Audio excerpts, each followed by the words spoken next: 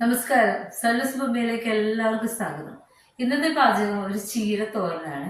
നിങ്ങൾക്ക് എല്ലാവർക്കും അറിയാം, പക്ഷെ ഞാൻ വെക്കുന്ന രീതി ഒന്ന് കാണിച്ചു തരുവാണ്. എന്തൊക്കെയാണ് വേണ്ടതെന്ന് നോക്കാം. നമുക്ക്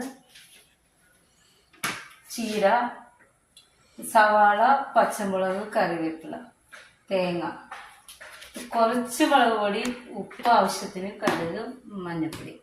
നോക്കാം.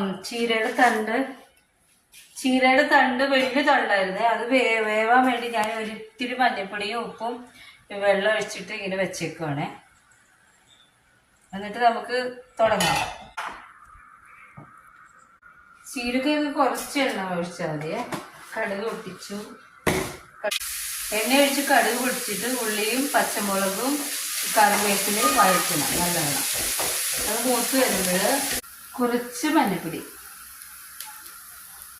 കുറച്ച് മുളക് പൊടി. എന്ന് പറഞ്ഞാൽ പച്ചമുളക് നമ്മൾ ഇട്ടിട്ടുണ്ടല്ലോ, അപ്പൊ കുറച്ച് മുളക് പൊടി മതി. ഇത് മുളക് പൊടി മഞ്ഞൾപ്പൊടി മൂത്ത് കഴിയുമ്പോൾ നമുക്ക് തേങ്ങ ഇടാം.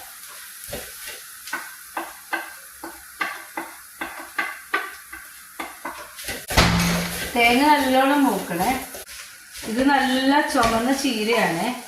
ഞങ്ങള് നാട്ടിൽ വന്നിട്ട് ആദ്യമായിട്ട് ചീര കടിച്ചിട്ട് കറി വെച്ചിട്ട് കഴിക്കാൻ പോവാണ്. ഇതിലേക്ക് നമുക്ക് വേവിച്ച തണ്ടും ചേർക്കാം.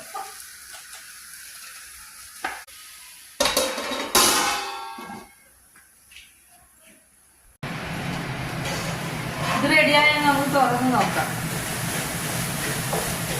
ഒന്നും ആവിയിൽ വേവാൻ പറ്റുള്ളൂ. പിന്നെ ഇതിൽ സ്പെഷ്യലായിട്ട് ഒരു സാധനം ഞാൻ ചേർക്കുന്നുണ്ട്, കുറച്ച് പഞ്ചസാര. ഇത് നിങ്ങൾ ചെയ്ത് നോക്ക്. ഞാൻ ചെയ്യാറുള്ളതാണ്, ടേസ്റ്റ് ഉള്ളതാണ്,